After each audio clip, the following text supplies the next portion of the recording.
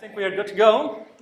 So I'm Jan, and a while ago I set out on this mission to find out how we can support all styles of styling.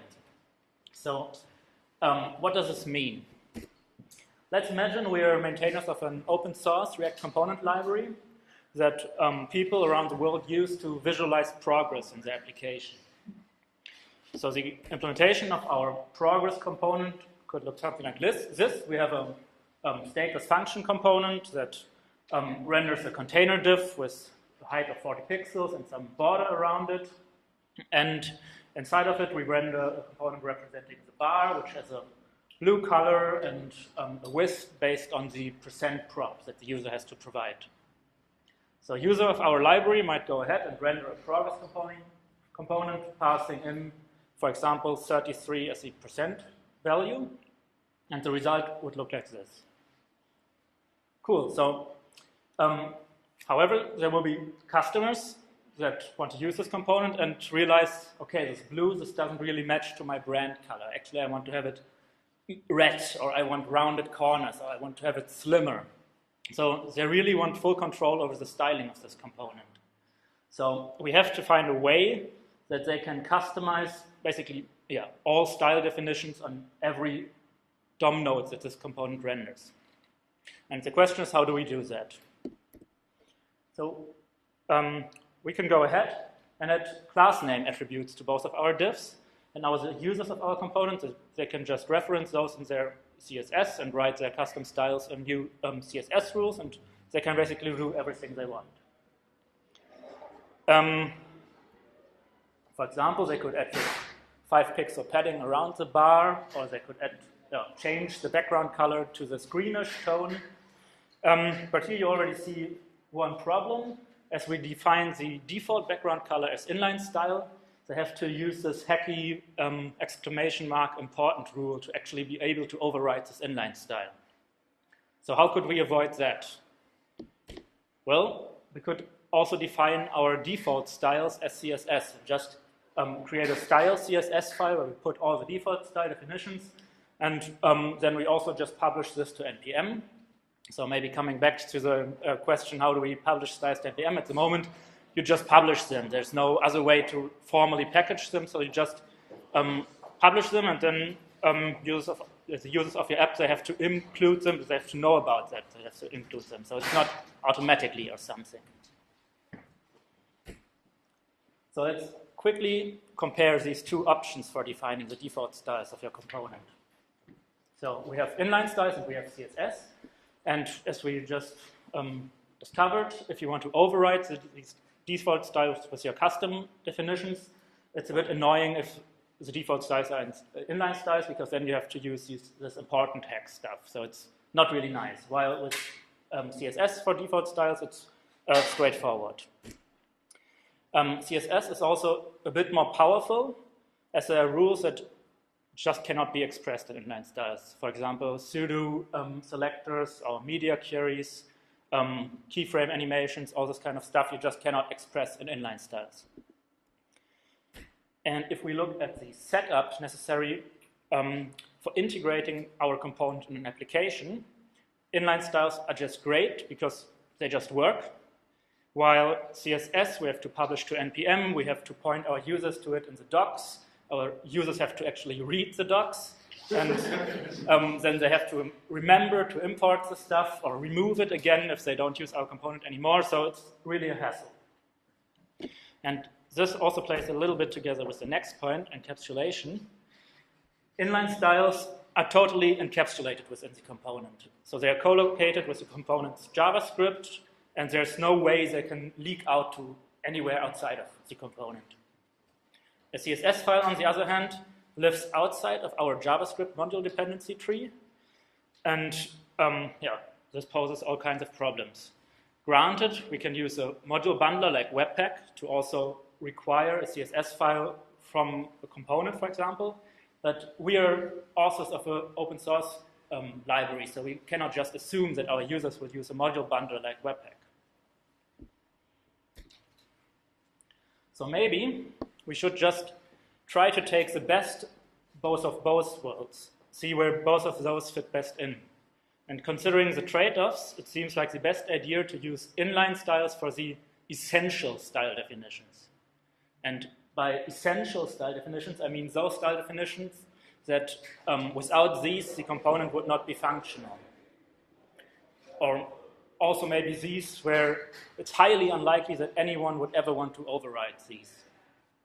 For example, if you think about a modal window component or a popover component, style definition of position fixed on the container div is such an essential style definition because it's basically what this component is about. If you rewrite the style definition, the whole component doesn't make so much sense anymore. And having such essential style definitions as inline styles makes sure that the component is, works out of the box, and this will give your users a much better experience. And at the same time, you also really don't want to overdo it with the inline styling. If you want to make your component beautiful, like adding drop shadows, gradients, whatever, users will have to use a lot of these important tags to make the styles match to their brand. So rather than defining those purely cosmetic styles inline, you could just create a CSS file, put everything in there, and then you can maybe create on your project website some beautiful examples showcasing maybe even different themes, and your users can see, okay, this component can also actually look beautiful, even though by default it looks rather raw. And they can, of course, also use your example themes. They can import them, extend them, or they can just copy and modify them, whatever seems simplest for them.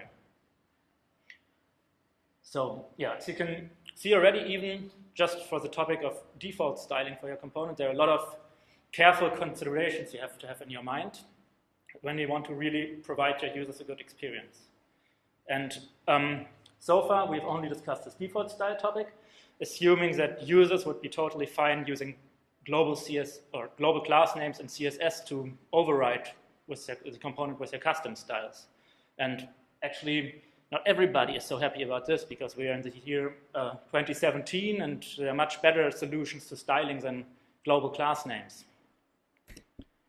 What's wrong with global class names? Well, I've mentioned the encapsulation problem already. CSS lives outside of the JavaScript module dependency tree. And for our essential default styles, this is a big problem because there's no way for us as component authors to actually make sure that those essential styles will also be used or end up in the user's app. For the users of our component building the application, this is also a problem, but it's their problem, and they can also solve it on their own because they have full control over the environment and the tooling for the application. So they can, of course, set up Webpack style loader, CSS loader if they feel like they need this. Another problem of global class names is the possibility of naming conflicts. For example, it's not too improbable that in some app of any of our users there will be another element that has a class name progress. And if you then import a component like this, you have this naming conflict, often causes some annoying problems, you break styling at some unexpected places. But still, for many developers, those fixed global class names are really what they're used to. They know how to deal with it. They don't need any special kind of tooling. If you think of a more or less static website with some React components here and there, maybe rather designer type than developer type people maintaining it, then they feel most comfortable if they can just use global class names. So what can we do to have our open source React component easy to use for this audience, while ensuring that for nobody else those global class names can lead to any conflicts in their applications? We could let the user define the class name. So instead of us setting a fixed class name for everybody, we just ask the user to provide a class name. Then we set this class name on our container div. And for the other elements, we just derive class names based on the user-provided class name. So for example, if the user passes the class name foo, the foo would end up on the container div. And for our progress bar element, it would get the class name foo bar.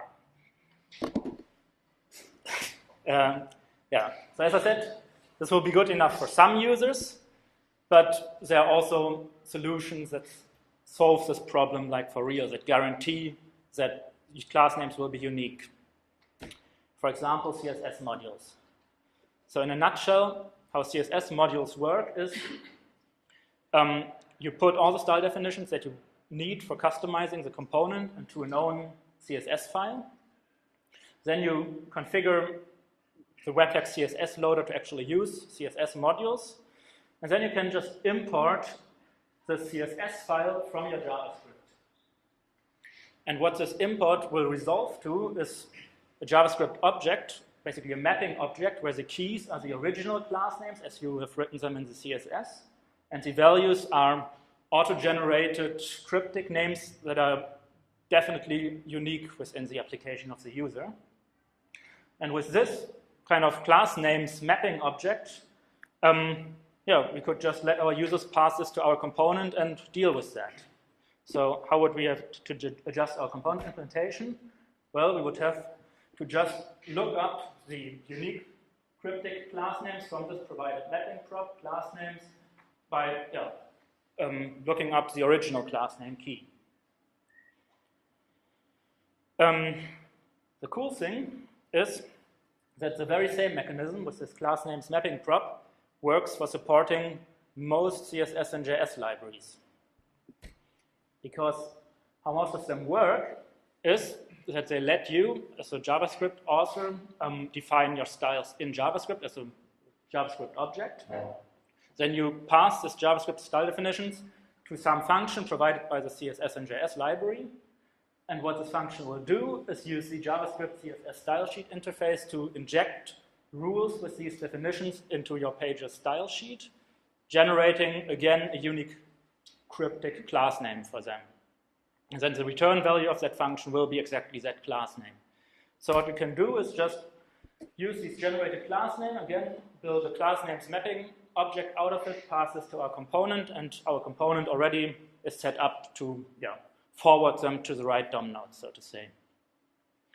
So we have this one covered too. And there's one last style of styling that we haven't covered yet, and that's inline styles. How about making our component accept a style prop, where we just have the inline style definitions for our container div, and maybe even inline style definitions for the nested elements inside this container under nested keys in the same object. To support that, in our component's render function, we would use some destructing on the style prop. So we would just pull out everything that's nested under bar into a variable called bar style, and all the rest it just goes into an object called top level style, and we pass all the top level style to the container div. And the bar style we merge with the default style that we have in our component, so we can just put it all together. So basically now we have seen how we can support styling through CSS. We have seen how we can support styling through CSS modules, css-in-js, and inline styles. So now, let's combine all of that and make our component support all styles of styling. Let's throw everything together. So this is how a universally stylable progress bar component could look like. I think we shouldn't go through this code in detail. It's basically everything that we've seen on the slide before combined into one. So if you provide inline styles and a style prop, it uses those. If you provide a class name, it derives some other class names. If you provide a class names mapping, it finds the generated class names from this mapping and assigns them to the right element. And since this is just a lot of code just for supporting styling, we could write a little utility that allows us to clean up the render function of our progress bar component again and untangle the actual rendering logic from the styling boilerplate. And in fact, I already did that. It's on GitHub, and it turns this bulk of code into just this. It's a higher order component that pre-processes whichever styling props you pass to it, so that they're easier consume in the render function. So instead of having to juggle with class names, class, and style, there's just one special style prop that makes it very easy to select styles for every particular element, and then you can just spread and it will make sure that the final attributes you need for styling will end up in this node. It also allows you to find some essential default styles. It will also make sure that if the user passes in some inline styles, those default inline styles will be correctly merged with those. And all of this happens without bloating the render function. Actually, there's a little bit more to the substyle library than I could show you today, but if you're interested, you can just go to GitHub and read some more about it on the GitHub page. We're actually also already using this library in production at Signavio. We are also using it for making one of our open source React components stylable through all styles of styling. It's a React mentions input where you can mention people in a text area. And also there's another very similar library that's also worth taking a look at. It's called React Themable. And with that, I thank you for your attention, and let's build some cool open source React components.